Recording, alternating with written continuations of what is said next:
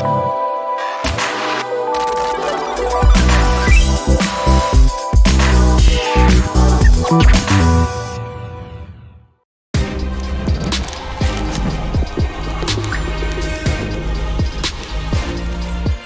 Radio Show. Audio, musique, podcast. Bonjour à toutes et à tous, je m'appelle Xavier Eutrope. Je suis très heureux d'être ici avec vous aujourd'hui. Je travaille à la revue des médias d'INA et je vais animer cette discussion pendant quelques minutes, pendant une trentaine de minutes avec Koé. Bonjour Koé. Bonjour, est-ce que vous m'entendez? Oui, on vous entend bien. Non, alors on me dit non.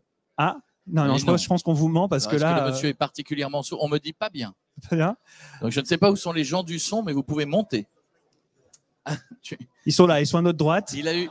Voilà. C'est beaucoup mieux? Il a eu une…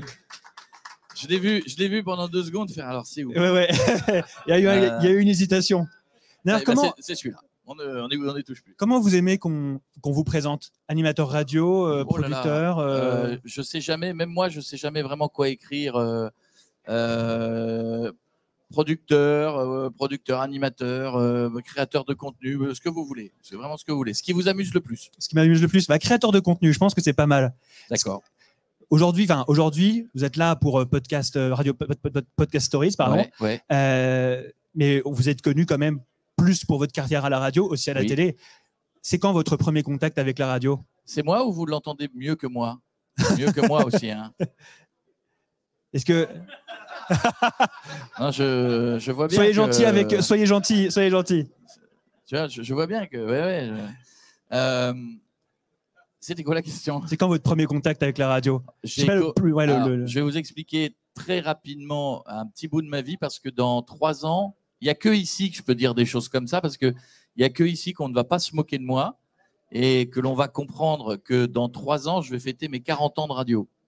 Quand je dis ça, Donc vous avez commencé à 10 ans, c'est ça? 13. Bah oui, parce que 50 plus 3, ça fait 40. J'ai arrêté les maths très tôt, faut pas m'en vouloir. Mais c'est gentil. J'ai commencé à 13 ans, j'ai vécu ce que beaucoup ont peut-être connu comme les radios locales, qui étaient des radios ultra puissantes à l'époque, qui étaient la radio que tout le monde connaissait. Moi, j'étais un gamin qui faisait des jingles dans sa chambre, j'envoyais ça aux radios autour, et puis un jour… j'ai pris mon téléphone et j'ai posé une question, j'ai appelé, j'ai dit « Est-ce que vous avez un problème avec l'âge ?» On m'a dit « Non. » Pourquoi? Je dis « Parce que j'ai 16. » Bon, j'en avais 13. Et j'étais à l'antenne quelques semaines après et puis je n'ai jamais quitté le micro depuis mes 13 ans. 40 ans de radio donc. Ouais, c'est incroyable, c'est une sacrée longévité. Oui, mais c'est surtout une vraie passion qui ne s'est jamais éteinte parce que je crois que, vous le savez tous ici, la radio a fêté ses 100 ans l'année dernière, 101 ans aujourd'hui, et qu'elle n'a cessé d'évoluer, mais elle a explosé en façon de faire de la radio ces 15 dernières années par rapport aux 85 premières. C'est-à-dire, si vous écoutiez la radio des années 50, 60, vous aviez une espèce de forme classique, de journal, de météo, de Madame, Monsieur, Bonjour, de Flash Info. Et puis, ces 10 dernières années… Il y a eu une transformation, une accélération. Pour être très honnête, je dirais même ces 20 dernières années, parce que moi, ça fait 20 ans que ça me passionne, l'évolution autour de la radio, mais réellement, dans la consommation, on se rend compte qu'on consomme maintenant des données associées, des images. On en parlait tout à l'heure là dans le studio à côté. Il y a la chance que j'ai eue, moi, il y a 20 ans, c'est quand j'ai décidé de mettre des caméras, que j'ai décidé de filmer la radio et de le mettre sur Internet, et puis il y a 11 ans, de le mettre sur YouTube.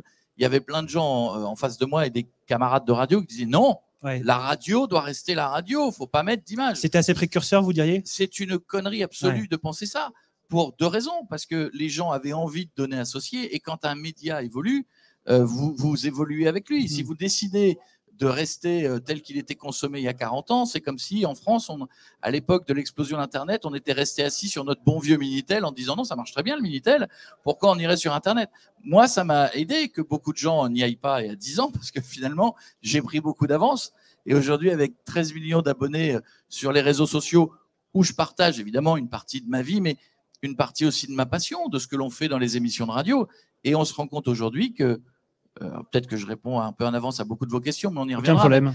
Que les réseaux sociaux, le digital, finalement, est devenu je ne vais pas dire qu'une promo, parce que ce serait triste, mais est devenu une espèce de données associées, de prolongement de de la radio comme l'est le podcast. C'est-à-dire qu'aujourd'hui, on n'écoute peut-être pas en direct, parce que tout le monde n'a pas forcément des heures et des heures devant lui. On sait qu'on va écouter en podcast, on sait qu'on va consommer sur Insta, sur YouTube, de façon différente. Moi, le pari que j'avais fait il y a une dizaine d'années était d'être partout, là où le public était.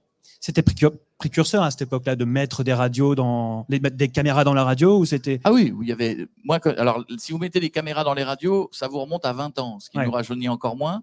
On est à Europe 2 et à Europe 2, je décide de filmer. Et à l'époque, j'avais un seul cadreur, parce que caméra automatisée, j'avais un cadreur qui était au caméscope, donc je vous laisse imaginer. Ensuite, il fallait synchroniser l'image. Ouais, bien sûr. Et bon, alors j'avais un cadreur que j'embrasse, qu'on surnommait Spielberg, qui, c'est pour vous prouver ses talents de film, et qui n'avait pas bien compris certains trucs, c'est-à-dire qu'il était tellement pris dans l'action des émissions en public. Donc quand il riait, il avait tendance à bouger, ce qui créait une image un peu bizarre. Et quand d'un seul coup, il se passait un truc à gauche, lui, il continuait de regarder, il était mort de rire, mais ne bougeait pas la caméra. Donc assez vite, on s'est dit, on va essayer de professionnaliser l'histoire, et on a créé un concept assez dingue le vendredi matin que l'on a fait sur Europe 2 à l'époque, MCM, et ensuite ça a basculé sur TF6 et Fun, qui s'appelait Coé TV, qui était une émission un peu dingue et qui était la première émission de radio filmée où toutes les stars venaient, où on pouvait se permettre, c'était bien avant la méthode Coé, c'était pour nous se permettre des choses, on va être honnête entre nous, on peut se le dire dans notre métier, mais on peut se le dire, choses plus faisables aujourd'hui, parce que liberté de la radio, quelque part liberté de l'image, et une séquence drôle à l'antenne n'était prise que pour une séquence drôle à l'antenne, et Twitter à l'époque n'existait pas. Et vous savez que Twitter, c'est l'art de transformer quelque chose de drôle en scandale. À l'époque, on prenait quelque chose de drôle pour quelque chose de drôle, voilà, simplement. Mais c'était pour nous une expérience dingue de faire 3 heures et demie de direct tous les vendredis en public, et ensuite de le transformer en émission de télé. C'était un rêve de gamin.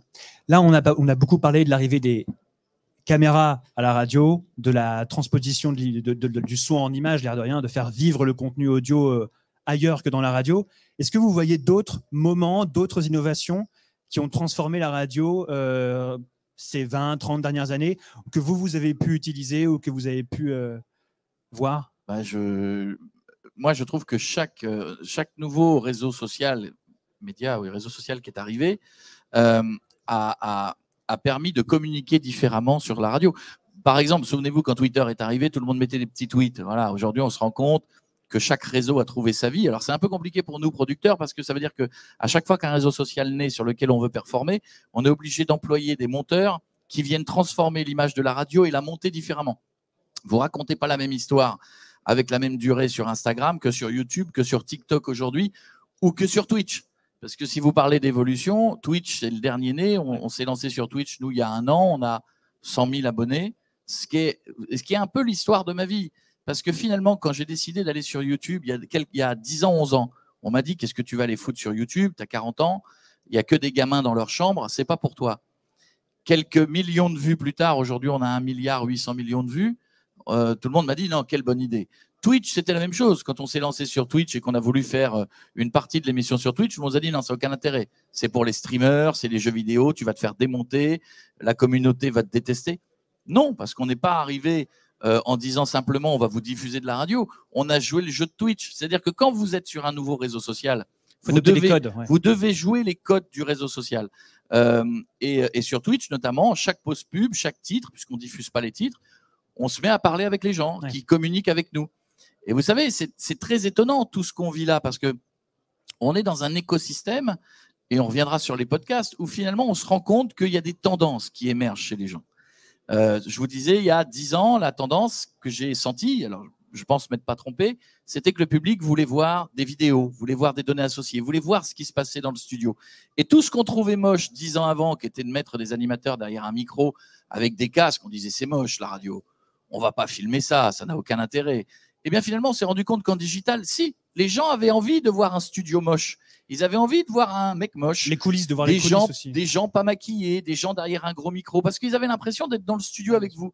Et aujourd'hui, le code de Twitch Et c'est là où je pense que nos amis de la télévision, qui ont déjà été un peu secoués ces dernières années par l'arrivée de Netflix et Amazon, vont vivre un deuxième problème dans les années qui viennent. C'est qu'aujourd'hui, vous avez des consommateurs qui sont sur Twitch qui ont pris une habitude de consommation. C'est de recevoir un flux, de réagir au flux, et le gars qui fait le flux répond au garçon qui est dans sa chambre en Corrèze, à Paris ou en Picardie, qu'il ait 15 ans ou qu'il en ait 40. Ces consommateurs, demain, ne supporteront plus de regarder une chaîne de télé qui va leur mettre un flux qui ne va que dans un sens, dans lequel ils ne pourront pas répondre. Sans interactivité. Et c'est ça qui est très intéressant, c'est qu'il y a 10 ans, quand on a commencé YouTube avec un certain succès, j'avais rencontré des gens de télévision, bon, inutile de vous dire qu'ils ne sont plus là aujourd'hui, mais qui m'avaient dit cette phrase incroyable, il m'avait dit « Ton public ne nous intéresse pas parce qu'il a 15 ans, c'est des gamins ». Je leur ai dit, ce qu'il ne faut pas que vous oubliez, c'est qu'ils ont 15 ans aujourd'hui, dans 10 ans, ils en ont 25. Si aujourd'hui, ils décident de consommer du contenu sur YouTube et de ne plus regarder la télé, quand ils en auront 25, ils la regarderont encore moins. Et inutile de vous dire que c'est le drame que vit la télévision aujourd'hui. Twitch, c'est la génération d'après. Twitch, c'est la génération d'après qui a pris cette habitude aujourd'hui qu'on lui réponde quand elle écrit. Vous vous doutez bien que cette génération, quand elle aura 10 ans de plus, ça va commencer à être une génération massive avec un nombre de gens qui ne supportera plus de regarder un média qui ne va que dans un sens. J'adore regarder ces tendances. Vous savez, TikTok, avec tout ce que l'on aime et ce qu'on peut détester sur TikTok, nous apprend un truc. C'est qu'aujourd'hui, on a une nouvelle génération de gamins qui ne consomment que ce qui est très court. Si vous êtes au-dessus de 13 secondes, vous prenez un risque. Mais c'est très intéressant. Ça veut dire qu'aujourd'hui, ça va être compliqué d'avoir des générations futures dans lesquelles vous allez leur dire « Restez avec nous, on va faire une émission géniale de 2 heures avec des coupures pub de 6 minutes. » Ça va être génial. Et de la musique que vous n'avez pas choisie. Ouais. Je vous assure que là… C'est pas une super promesse. Je vous assure que là… Mais vous savez, c'est ce que je vis moi tous les jours parce que, évidemment, comme j'ai créé Podcast Story, on en reparlera après si vous voulez, mais bien sûr. Et que j'ai toujours voulu avec les équipes être à l'affût de plein de choses. À chaque fois, on me dit cette phrase, toujours la même, oui, mais est-ce que la radio n'est pas morte? Est-ce que, etc. Mais pas du tout. La radio reste un média ultra puissant que l'on doit faire évoluer avec des choses qui n'existaient pas il y a 5 ans. C'est-à-dire, oui, je pense qu'il faut vivre oui, je pense qu'il faut exister sur les réseaux sociaux. Oui, je pense qu'il faut créer une radio de l'happening, c'est-à-dire qu'il faut expliquer aux gens, soyez là tout à l'heure avec nous. Si vous n'êtes pas là, vous allez rater quelque chose. Tout ce que l'on avait appris ces 30 dernières années, qui était de dire, on vous l'a peut-être appris, je ne sais pas s'il y en a parmi vous qui ont fait de la radio depuis longtemps, mais on vous disait, attention, la radio, c'est la régularité. Ouais. Horoscope, tous les jours à la même heure. La météo, etc., etc. Alors ça, aujourd'hui, oui, c'est valable pour une tranche de la population. Mais aujourd'hui, si vous êtes dans la régularité, que vous ne créez pas cet happening permanent qui est de dire demain, on casse tous les codes et on fait ça, vous donnez de moins en moins envie. Or, il faut cultiver le besoin du direct, que les gens viennent vous écouter en direct. Et ça, la magie du direct, vous l'avez nulle part ailleurs. Je vais me faire l'avocat du diable quelques secondes. On pourrait vous dire qu'en définitive, vous faites plus seulement de la radio, puisque vous êtes sur Twitch, vous êtes sur YouTube. À un moment, vous étiez diffusé à la télé. On y est toujours sur Énergie 12. Oui. Est-ce que vous faites… C'est plus vraiment de la radio, du coup vous… Mais c'est plus de la radio. Non, mais enfin, ce qu'on fait aujourd'hui, c'est la radio d'aujourd'hui. Alors, il manque un truc à votre phrase. C'est plus la radio d'il y a 10 ans. D'accord. Oui, c'est plus la radio. C'est la nouvelle radio. Oui, mais c'est donc, pour ça quand que… on veut faire de la radio aujourd'hui, il faut faire tout ça. Mais, non, mais c'est une vraie question. Oui, non, mais bien sûr. Si vous considérez qu'aujourd'hui, vous arrivez avec les recettes d'il y a 10 ans, vous êtes mort. C'est-à-dire que, pardon, hein, mais toutes les radios qui cultivent une vieille formule d'il y a 10 ans ne vont pas vivre longtemps, à part les radios type régional ou local, parce qu'elles ont une force régionale, elles ont une force locale. Ouais, c'est-à-dire qu'on les écoute parce qu'on est passionné, parce qu'on est français, parfois un peu chauvin par sa région, parce qu'elles vous amènent des infos de votre région, de votre ville. Et ça, c'est un autre type, c'est un autre besoin d'écoute. Mais si vous prenez des radios nationales qui, par principe, ont besoin de plaire autant à Strasbourg qu'à Brest, que Lille ou Marseille, il y a un moment donné, si vous prenez des vieilles recettes d'avant, c'est vrai qu'il y a, dans les années qui viennent, des radios qui potentiellement vont à un moment donné subir et ça a déjà commencé, bien sûr, des gros problèmes d'audience, voire peut-être disparaître, parce que on fait plus la radio comme avant et surtout pas avec les mêmes recettes. Est-ce que vous aviez fait il y a eu un article dans Le Parisien dans lequel vous interveniez Et c'est marrant, c'était très intéressant parce que vous notiez deux choses qui me semblent être contradictoires, mais qui en fait sont observables. Non, mais qui sont observables, et c'est un peu le dilemme de la radio, c'est que la radio reste le média auquel les Français font le plus confiance. On voit ça tous les ans dans le baromètre de la Croix, et en même temps, le média radio perd des gens. Et du coup, vous savez, moi, vous allez le comprendre pourquoi. C'est-à-dire que moi, quand j'ai commencé il y a des années, quand on était à la radio, on savait que le soir, par exemple, je vais vous expliquer, on savait que le soir à 21h, vous ne marchiez que si vous étiez très gamin. Pourquoi ? Parce qu'il y avait une espèce de cliché qui était de se dire que toutes les radios musicales, RTL, les généralistes et musicales, à 18h, la courbe tombait et c'était fini. Sauf les radios qui décidaient de faire très... Alors, ça a été les débuts de Love in Fun, ça a été moi, on a eu la chance de mettre Énergie le soir après 21h, première émission de France, ce qui n'était pas arrivé parce que Énergie, avant, cultivait la musique le soir et a osé pour la première fois faire un vrai show. Et on est passé numéro 1 le soir. Mais on avait ce cliché qui était de dire 21h, aujourd'hui, la seule concurrence à la radio, c'est la télé. On savait que en gros, les vieux regardaient la télé, les gamins étaient dans leur chambre et faisaient leurs devoirs, donc écoutaient la radio. Tout ça, c'est fini. Aujourd'hui, vous n'avez plus un concurrent, vous en avez 1000. Vous avez Snapchat, vous avez ce geste permanent sur TikTok, vous avez en fonction des âges, s'il n'y avait que la télé, c'était vrai que l'âge d'or des années 90 où le concurrent n'était que la télé, c'était génial. Aujourd'hui, il y a une concurrence monstrueuse. Donc, quand vous avez une concurrence monstrueuse, c'est normal que le combat soit plus compliqué. C'est un peu normal. Regardez la télévision d'il y a 10 ans, les primes à 10 millions. Aujourd'hui, vous regardez souvent, on vous met aucun prime dépasse les 3 millions.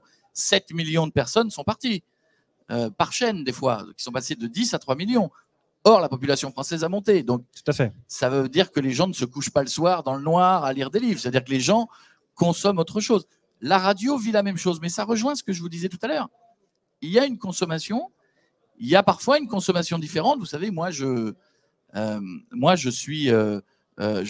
des messages tous les jours de gens qui consomment mon émission, non pas entre 15h et 20h, parce qu'ils ont une vie, des enfants, un métier, mais le matin. Pour certains, je suis leur matinale. Ils m'écoutent en podcast, ils se font toute l'émission, sans pub et sans musique, mais ils l'écoutent comme une matinale. Le podcast, venons-en.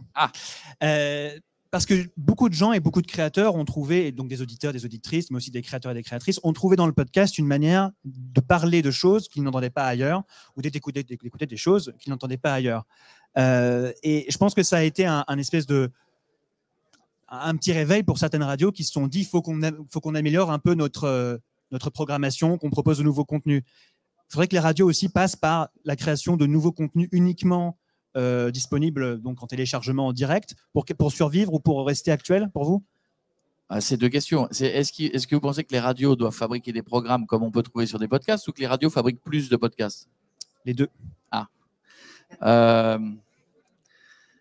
Moi, je pense, oui, si vous me parlez radio, je pense que oui, les radios sont condamnées à innover, sont condamnées à décaler tous leurs créneaux horaires, à casser leurs habitudes et à rajouter du contenu. C'est mon point de vue d'aujourd'hui à cette table. Je ne suis pas patron de radio, je l'ai été, mais voilà, c'est mon point de vue. Pour lutter, comme je vous le disais tout à l'heure, contre cette évidence qui est de dire ça va être de plus en plus dur de dire à un public attendez-nous 6 minutes de pub pour des musiques que vous n'avez pas choisies, ça va être compliqué. Voilà, parce qu'aujourd'hui, en face, ils ont leur playlist qu'ils ont fabriquée avec un petit abonnement ou de façon gratuite. Donc, je pense que oui, les radios sont condamnées. Vous savez, le succès de l'émission l'après-midi, je pourrais vous en parler une seconde parce qu'il est très marrant. Allez-y. Avec Énergie, comme on est entre pros de la radio, on peut tous dire ici, ça reste qu'ici. Hein. D'accord. On s'est fâché avec Énergie il y a 4 ans parce que je ne voulais plus faire le 19-22, pensant qu'on avait fait les plus belles années et que le soir ne marcherait plus jamais autant qu'avant. Voilà, c'était mon point de vue. Et je pensais que le show était à 17h. Et c'était à 17h qu'il fallait casser les codes, casser la musique, et notamment pour moi, puisqu'on parle toujours de cible en radio, aller chercher un endroit dans lequel il y avait un très gros réservoir de moins de 65 ans qui était RTL. Voilà, c'est-à-dire d'arrêter de viser ce qu'on vise souvent quand on est une radio, on est fun, on vise Skyrock Énergie, on est Skyrock, on vise... Moi, je me suis dit, on va arrêter de viser les musicales, on va viser les généralistes, parce qu'il y a encore un gros vivier de gens dedans de moins de 65 ans. Les plus vieux, oui, pas forcément ceux que j'avais envie de prendre tout de suite. Mais Et on ne s'est pas tombé d'accord. À l'époque, il n'avait pas envie, donc on s'est fâché, on s'est fâchouillé. Je suis allé faire un petit tour à Virgin et dans le courant de l'année, Jean-Paul Baudecroux m'a rappelé, m'a dit on a réfléchi à une émission à 17h. Oh, comme moi. C'est fou. Et on est tombé d'accord. Et comme on ne se fâche jamais très longtemps, on est revenus ensemble, on a fait ce show.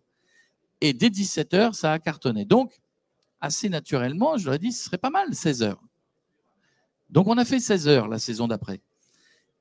En face de nous, ce qui était très marrant, c'est que les grosses têtes qui n'avaient jamais bougé, historiquement, hop, on basculait à 15h30. C'est une coïncidence, probablement. Et là, avec Jean-Paul, on s'est dit, allons à 15h. Mais oui, mais ce jeu était presque rigolo. S'il fallait aller jusqu'à 14, on serait allé à 14. Et là, on s'est un peu affronté aux études, au marketing, qui nous ont dit, attention, 15h, c'est pas la même écoute que 16h. 16h, c'est la voiture. 15h, c'est le bureau. Et moi, j'ai pris une position qui était de dire, je pense que quand c'est drôle à 15, c'est drôle à 16. Et je ne vois pas pourquoi les gens trouveraient un truc très drôle à 16h et diraient à 15h, c'est moins drôle, c'est pas la même heure, je ne ris pas de la même façon. On l'a fait avec le succès. Mais ça révèle un truc. C'est qu'on l'a fait aussi, on a marché aussi parce qu'on a cassé les codes du talk show qu'on retrouve souvent à 21h ou à 18h. On a osé faire quelque chose à 17, 16 et 15.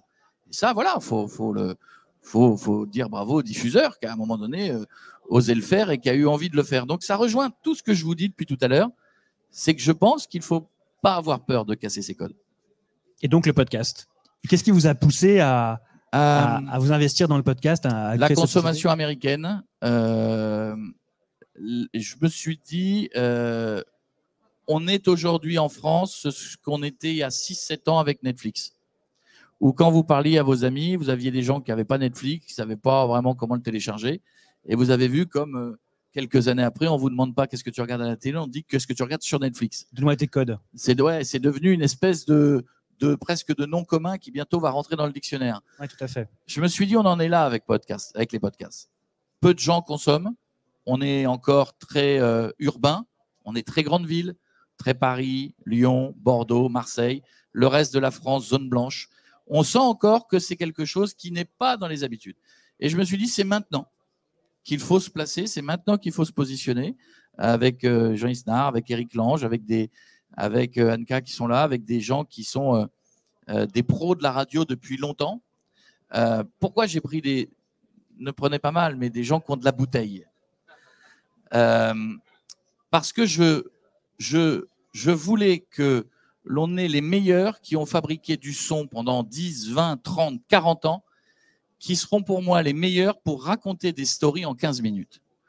Je vois bien qu'aujourd'hui, le podcast, c'est le nouvel Eldorado. Je vois des opportunistes du podcast.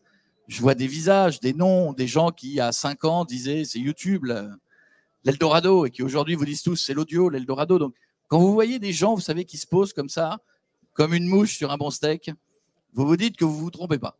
Qui vous diront dans 5 ans que c'est autre chose à la place du podcast. Moi, la différence, c'est que non seulement je le sens, et je me pose aussi sur le steak, mais je connais mon métier. Les gens dont je me suis entouré connaissent leur métier. Et la première analyse que j'ai faite, c'est que je me suis dit, il y a des noms de boîtes de podcasts qui existent. C'est génial, mais je ne comprends pas ce qu'elles sont. Quand je vois leurs marques, je ne sais pas ce qu'elles font. Je n'étais pas forcément passionné par ce qu'elles faisaient, ni j'y croyais énormément. Et l'histoire de ma vie, quand j'ai été patron de radio, quand j'ai fabriqué des émissions, ou même à la télé, ça a été la simplicité. Je pense que c'est la simplicité qui vous fait gagner. Quand vous créez une marque de podcast, ça vous coûte très, très, très cher. Et c'est très, très, très long pour que le nom arrive en tête des gens. Comme on est dans une phase d'éducation du public et qu'il y a encore des gens qui n'ont jamais consommé de podcast, je me suis dit, nous, on fabrique des stories.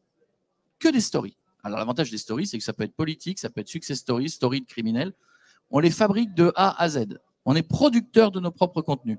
Et comme on est en podcast, on va créer Podcast Story, qui me paraît, en tout cas, avoir un avantage, c'est que notre format, c'est notre nom, et notre nom, c'est notre format.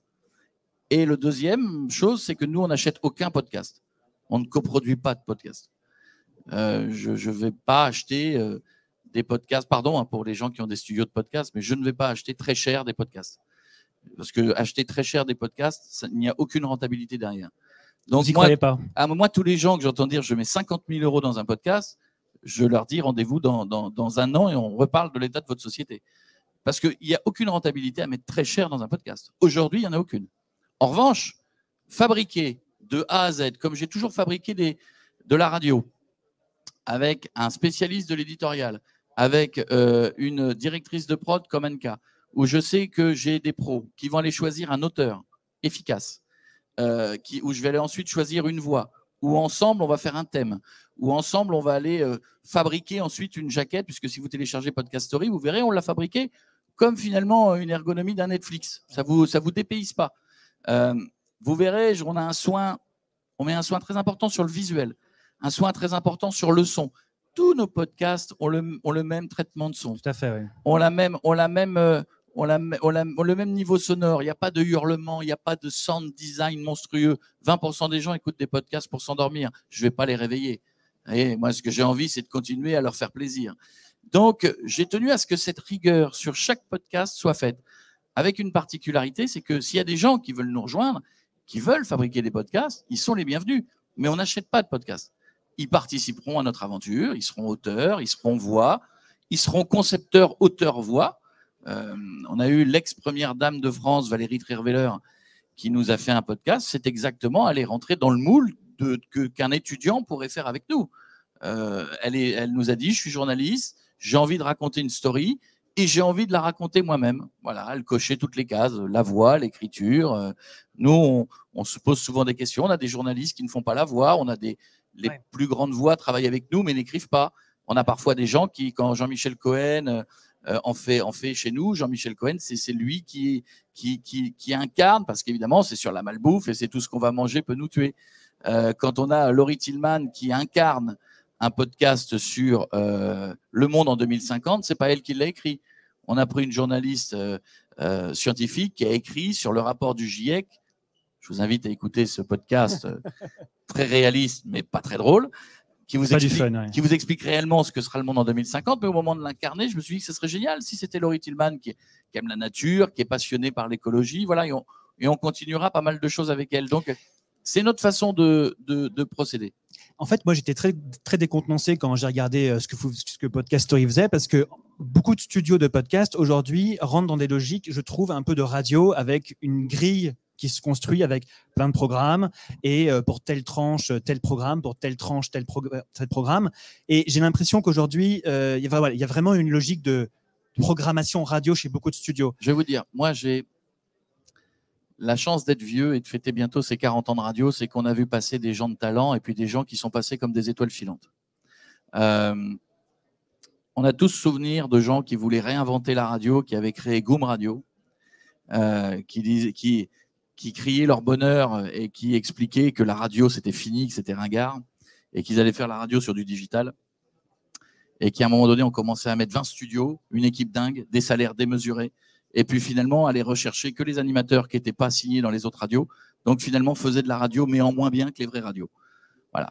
Quelques millions dépensés plus tard, où est Goom Radio? Je ne sais pas si vous avez des nouvelles, vous me direz. Mais je dis pas que j'ai la vérité. Et je n'ai pas cette prétention. J'ai mes convictions. Et avec mes équipes, on a nos convictions. Si on n'a pas de convictions, on n'avance pas. Nos convictions font qu'on échange, on se marre, on a des idées, on s'engueule. Des fois sur des podcasts, parce qu'on est très engagé, on n'est pas d'accord sur un podcast, sur l'orientation qu'on veut donner au podcast. Moi, je pense que le podcast a déjà monté d'un cran. C'est-à-dire que, pour vous donner une image, Netflix a fait évoluer la fiction mondiale. C'est-à-dire que si on vous avait dit à 6 ans que vous alliez vous taper une série finlandaise ou espagnole, je ne suis pas sûr que vous l'auriez mis dans votre soirée, vous l'auriez acheté au rayon DVD de la FNAC. Et puis, vous vous êtes rendu compte que Netflix a mis des très bonnes séries internationales, américaines, ce qui fait que la Finlande, l'Espagne et la France ont monté le niveau de leur production. Et aujourd'hui, vous vous surprenez à regarder une série, finalement, sans savoir si elle est hongroise, si elle est polonaise, parce que le niveau a monté. Je pense que les podcasts, la première génération de podcasts, qui était la podcast fausse émission, la podcast interview, le podcast je reçois mes potes autour d'un micro, je pense que c'est déjà fini. Ouais. Je pense que c'est déjà l'ancienne génération. Je pense qu'aujourd'hui, les gens vont s'habituer parce que vous savez, notre oreille va assez vite. Hein. Ça a été le cas avec les séries. Regardez le sound design dans une radio. Personne n'est capable de vous dire qu'il y a un traitement de son dans une radio. Enlevez le traitement de son à l'animateur, les gens diront c'est bizarre, le son est dégueulasse, ça sonne creux. Les gens ne sont pas techniciens, mais on s'habitue très vite à la qualité. Je pense que, oui, il y a déjà une ancienne version de podcast, la fausse émission de radio, le côté vous ne m'avez pas voulu de moi en radio, je vais vous montrer ce que je donne en podcast. Je pense que ça, c'est déjà avant. Aujourd'hui, il y a une réécriture, il y a un marché qui progresse, il y a des gens de qualité qui fabriquent, et je pense que des teams vont avoir un niveau d'exigence de plus en plus supérieur, et je pense que le podcast va continuer d'avoir cette évolution tant dans la consommation que dans la qualité. D'ici combien de temps ? Je suis incapable de vous le dire. Je pense que vous savez, quand vous créez une société, c'est pas trop tôt, pas trop tard. Vous arrivez trop tôt, vous brûlez tout votre argent. Vous arrivez trop tard, il y a trop de monde. Il faut essayer de viser juste. Je pense, à quelques mois près, qu'on a visé pas mal. Parce que je pense que c'est maintenant que l'on commence de plus en plus à parler de podcast. Je pense qu'avant, toutes les boîtes qui s'étaient lancées il y a 2 ans, le podcast, c'était une espèce de truc élitiste. Je pense qu'aujourd'hui, moi j'adore les campagnes de com de Deezer, de Spotify qui disent podcast. Moi j'adore. Je trouve que on éduque les gens à la maison qui prennent ce mot de plus en plus quand j'écoute RTL ou d'autres radios, et retrouvent en podcast, Radio France en podcast. Je trouve ça extraordinaire. Il n'y a pas de moquerie dans ce que je dis. Je trouve ça vraiment très très bien parce que ça éduque les gens à cette notion de podcast. Donc, je pense que le bon moment de la consommation va commencer à arriver. Le moment de la rentabilité en sera un autre. C'est-à-dire que je ne crois pas qu'aujourd'hui, beaucoup de sociétés de podcasts vont gagner de l'argent avec leurs podcasts, surtout si elles les achètent très cher et si elles ne maîtrisent pas leurs coûts. En revanche, ce qui fera de la valeur un jour, c'est la valeur du catalogue. C'est la valeur du nombre de podcasts que vous avez chez vous. Parce que plus vous fabriquez de podcasts, on s'en est rendu compte, parce que vous savez, on a beau, je vous ai survendu les gens de mon équipe en disant que c'était je pense qu'ils le méritent. Des pros du son, mais c'est vrai. En revanche, en podcast, personne n'a la science infuse. Si vous avez quelqu'un aujourd'hui qui vient, qui vous dit c'est exactement ça, dans 2 mois ce sera ça, et dans 1 an ce sera ça, alors là, vous me le montrez, parce que des champions du monde comme ça, il y en a, hein, mais la réalité est parfois totalement différente. C'est une consommation qui évolue. Quand une consommation évolue, il faut être très humble, il faut l'observer, il faut regarder les choix des gens, la façon de consommer du public, et essayer de s'y adapter le plus possible. Voilà, c'est ce que je fais moi sur les réseaux sociaux avec mes équipes. Quand on met des vidéos, TikTok, Instagram, YouTube, on n'essaie pas de révolutionner ni YouTube en disant moi je vais vous montrer les vidéos que les McFly et Carlito n'ont pas fait. Non, pas du tout. Vous faites, si les gens aiment une tendance de vidéo, vous faites ou vous ne faites pas une tendance de vidéo, mais vous vous inscrivez dans ce que veulent les gens. Je pense que la rentabilité du podcast ne va pas arriver tout de suite, mais plus vous fabriquez de podcasts, plus vous habituez votre public à être avec vous, plus vous lui donnez finalement des raisons d'écouter. Nous, on sait que les gens qui viennent chez nous écoutent en moyenne 3 podcasts. Bon, l'idée, c'est de les faire rester peut-être encore un peu plus longtemps la fois d'après. On essaie nous-mêmes des fois, nos podcasts sont en moyenne 16, 17 minutes. Des fois, on essaie 30 pour voir.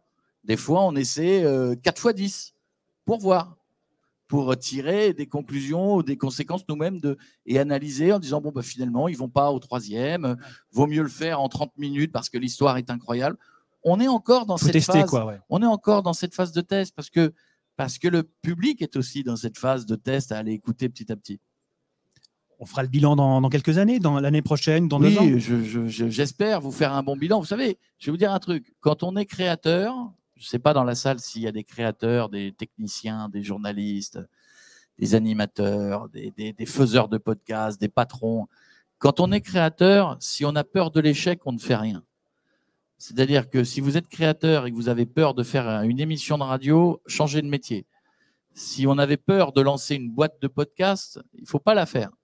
Voilà, on va pas à la guerre en restant dans un coin en tremblotant. Si on reste en tremblotant, on sauve sa vie un peu plus longtemps que les autres, mais on ne gagnera jamais la guerre. Au mieux, on est prisonnier.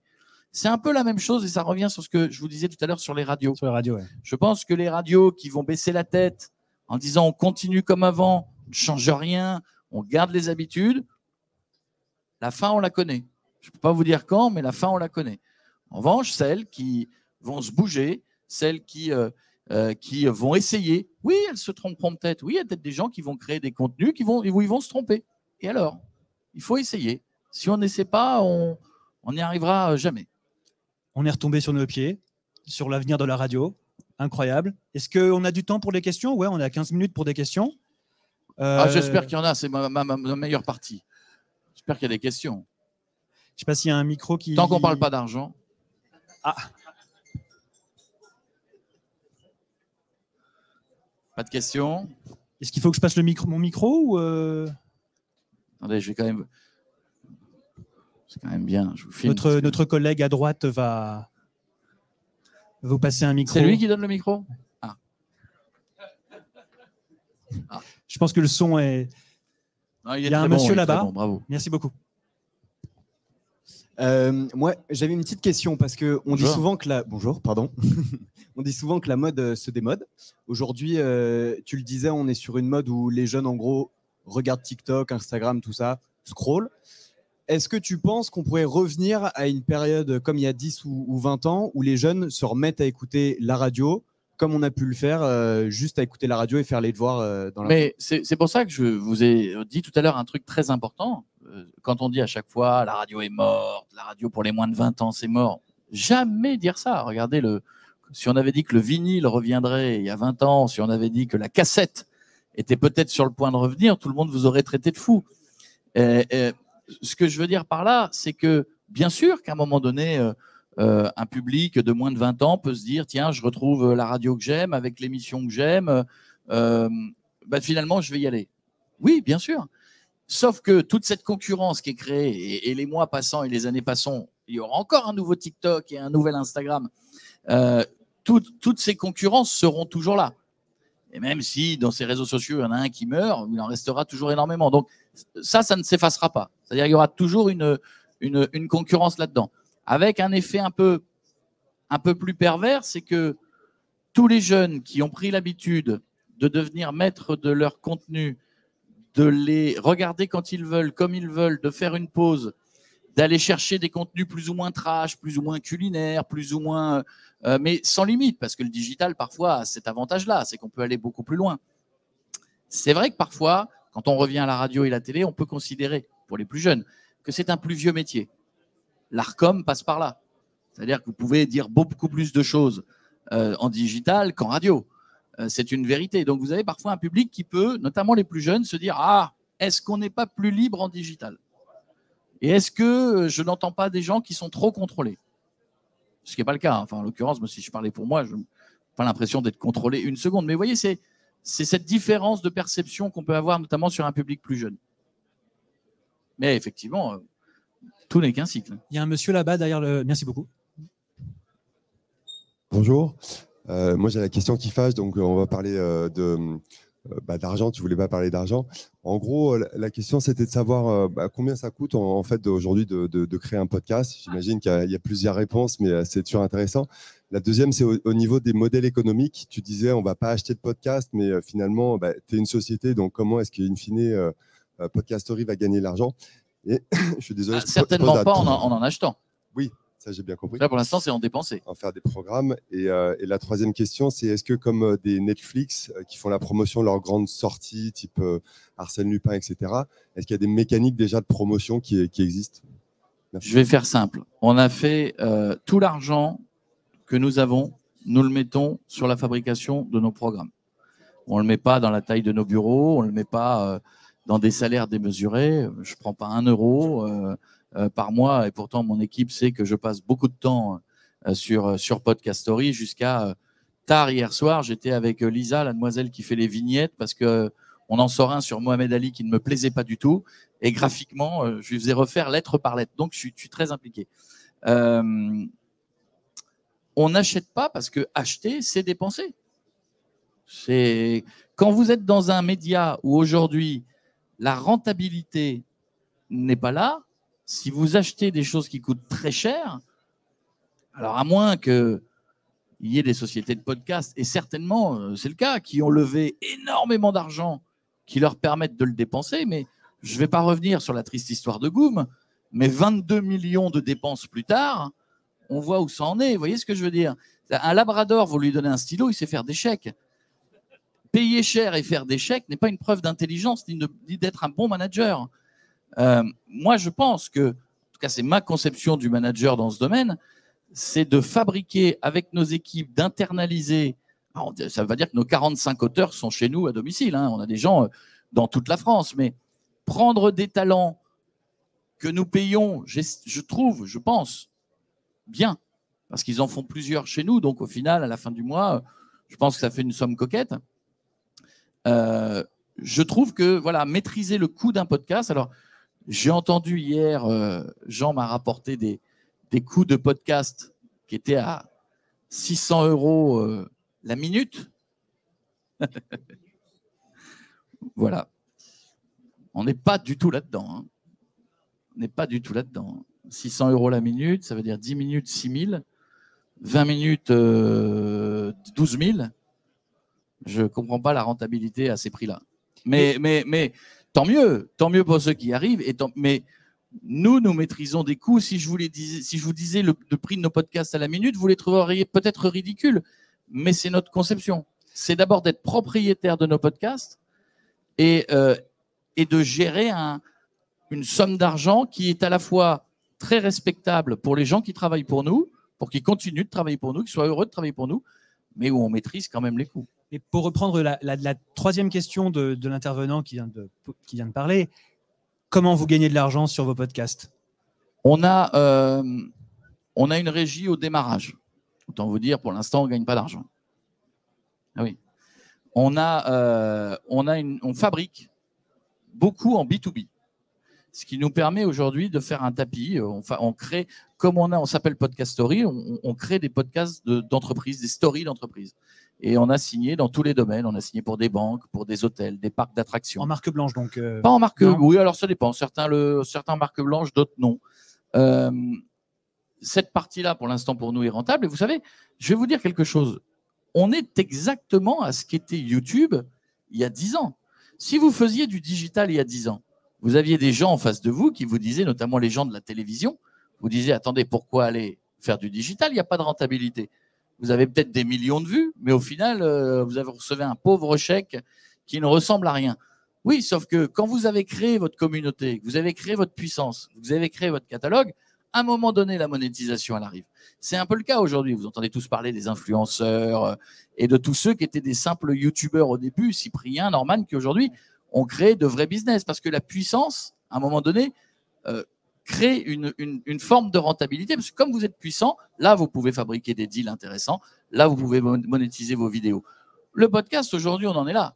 Le podcast, aujourd'hui, c'est créer une marque, créer un nom. Vous avez remarqué qu'on n'a pas mis 1 € en communication. Je pense que le plus cher qu'on ait dépensé jusque-là, c'est ce magnifique. Je vous invite à regarder. D'ailleurs, vous verrez à quel point on se. Mais non, mais je le dis en souriant, mais on met tout dans le programme. Voilà. Si dans les mois qui viennent, avec une prochaine augmentation de capital chez nous, là, on passera à la pub.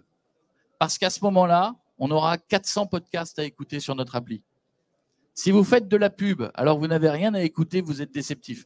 Les gens viennent chez vous, il y a 6 podcasts qui se battent en duel, c'est fini, ils ne viendront pas, même en gratuit. Donc, si vous basculez d'un seul coup, alors on a des formules qui arriveront, mais je vous en parlerai plus tard, mais si d'un seul coup, vous basculez en pub et votre nom devient quelque chose que vous voyez à la télé, ben là, si vous avez entre 300 et 400 podcasts, vous n'êtes plus déceptif. Je crois que le micro de la question a été préempté là-bas, non? Non, il y a. Ouais. Ah oui, d'accord. Quelqu'un peut vous poser une question? Monsieur, devant monsieur. Bonjour Koé. Bonjour, je cherche le prénom, mais je ne le vois pas. François. Bonjour François. Moi, je suis un ancien d'énergie, je suis comme toi, mais j'ai commencé la radio à 12 ans. Ce que je voulais savoir, que tu travailles beaucoup avec une équipe de jeunes aussi avec toi. Oui. Comment tu leur parles de la radio, ce qui était avant, et qu'est-ce que tu leur enseignes, les vraies valeurs de la radio? Le travail. Tous ceux qui viennent dans une équipe de radio pour être des stars, ils font jamais très long feu. Mais vous savez, c'est un peu le principe de chaque métier. Hein. Si vous arrivez quelque part uniquement pour être une star et pour que votre nom clignote, ça fonctionne pas comme ça. ça fonctionne et que vous devenez un jour éventuellement une star et un jour vous devenez éventuellement l'un des meilleurs animateurs ou en tout cas reconnu dans votre métier parce que vous bossez comme un métronome. Et c'est ce que j'explique moi aux gamins chez moi, c'est qu'on a beau avoir fait le mardi la meilleure émission du monde avec Ed Sheeran qui joue de la guitare et des millions de gens qui ont regardé nos vidéos. Le mercredi, quand on reprend l'antenne, on efface tout ce qu'on a fait hier et on repart à zéro. Et on oublie Ed Sheeran et on oublie les millions de vues et on repart comme avant. Et on doit aller rechercher du public et on doit aller travailler l'émission actuelle, pas l'émission passée, pas le score médiamétrie qui tombe 2 jours avant où on vient vite fait vous dire bravo, super, c'est fini, ça dure 1h30 et ensuite vous êtes déjà dans l'émission de l'après-midi. Donc c'est ce que, alors c'est un peu compliqué aujourd'hui, vous savez, on va pas faire les vieux cons, mais aujourd'hui on est dans un métier où la radio par exemple c'est un métier de rigueur où vous avez des patrons, des consignes, l'Arcom. Vous pouvez pas dire n'importe quoi, n'importe comment. Vous pouvez pas jouer les titres que vous voulez. Voilà, il y a des règles. C'est comme ça. Il y a des écrans pubs, il y a des façons de raconter les choses. Et c'est vrai qu'aujourd'hui, YouTube, par exemple, a donné une espèce de sensation de facilité, de starification. C'est-à-dire qu'il y a plein de gamins qui se disent pourquoi je m'emmerderais à écouter un vieux con qui me dit, qui me donne des consignes, qui me donne des horaires, qui me fait travailler 4 heures tous les jours, qui me demande de venir alors que je peux faire une vidéo une fois par semaine comme McFly et Carlito et devenir célèbre. Ça a un tout petit peu déformé parce qu'il existe, oui, il y a un McFly et Carlito et derrière, il y a 500 000 gamins qui font 10 vues à chaque vidéo et qui ne deviendront jamais McFly et Carlito. Donc, il faut toujours avoir des exemples. Mais souvent, on dit il y a un exemple, il n'y en a pas des millions. Donc, c'est un peu le plus dur parfois dans cette nouvelle génération, c'est de faire le tri entre ceux qui ont vraiment envie de travailler, qui sont des amoureux du contenu, de la radio et du digital, etc. Et de les faire travailler tous les jours avec la même efficacité. Merci. Est-ce qu'il y a d'autres questions? Je ne vois pas de main levée. Écoutez, je crois qu'on va arrêter là, du coup. Merci à vous, alors. Hein. Merci à vous, Koé. C'est un plaisir. Un plaisir. Partagez. Merci. Bonne journée à vous et vive la radio, alors. Ciao.